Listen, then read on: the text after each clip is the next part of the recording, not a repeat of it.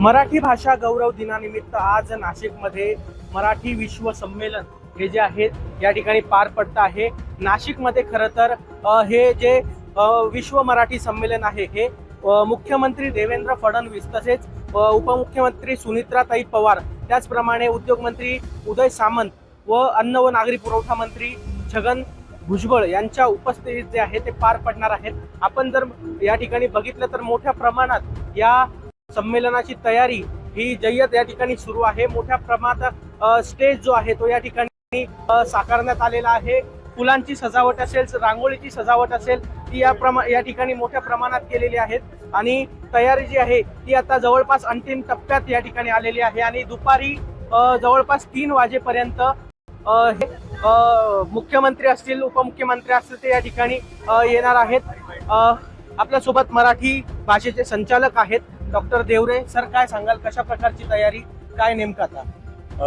फार सुंदर उत्साहवर्धक वातावरण इथं तयार झालं आहे आणि औचित्य म्हणजे 27 फेब्रुवारी हा मराठी भाषा गौरव दिन पण आहे आणि विश्व संमेलनाचा औपचारिक पहिला दिवस म्हणून हा दुग्ध शर्करा योग आला आहे। माननीय मुख्यमंत्री हे दुपारी येणारच आहेत, त्यांच्यासोबत माननीय उपमुख्यमंत्री दोघं, भाषा मंत्री आदरणीय उदय सामंत साहेब असणार आहेत आणि हा अत्यंत उत्साहवर्धक सोहळा आता संपन्न होणार आहे। आपले भाषा गौरव दिनाचे पुरस्कारही या वेळेस वितरित याच दिवशी करण्यात येणार आहेत आणि विश्व संमेलनात पहिल्यांदा हे पुरस्कार वितरित करण्यात येणार आहे।